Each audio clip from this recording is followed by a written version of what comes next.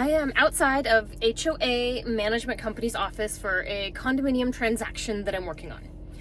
An important distinction to make right now is that the HOA management company is not the HOA. The HOA is literally made up of homeowners within the community, while the management company handles the accounting side, they manage the online portal, they maintain the documents, they act as a property manager, and they perform other services. When a property is under contract for purchase, the realtor or the homeowner will need to reach out to the management company to fill out something that's called a resale certificate. The resale certificate answers some important questions like how many units there are in the complex, if any of them are being rentals, provided that rentals are allowed, are there any upcoming special assessments, is there any pending litigation, and also what fees are due from the new buyer at closing. In this case, the total dues due at closing for the buyer were not broken down, rather they were communicated as a lump sum, and that amount was higher than the buyer was expecting.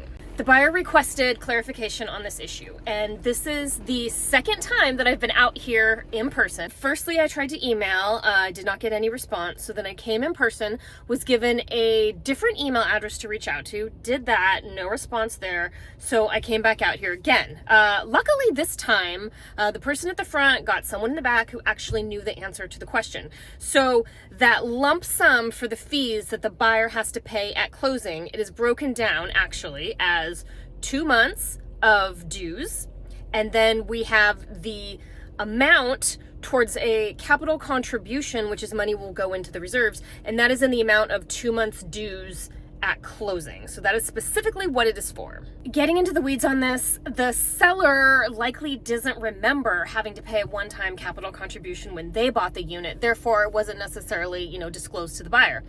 On the other side, the buyer does have a contingency period to review any and all HOA documents and ask any questions that may come up, such as this one.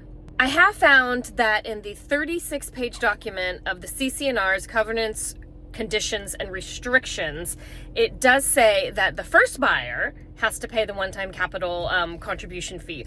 But the way that the verbiage is read or written, it's a little bit unclear. It makes it sound like it's only the first buyer who has to pay it and not every successive buyer. The hard part about all this is that there are strict timelines that have to be adhered to in a real estate transaction. So there's a review and contingency period for HOA documents and also receiving the resale certificate. Having to make multiple contact attempts to an HOA management company is less than ideal. It also can taint the buyer's perception of the community that they're buying into.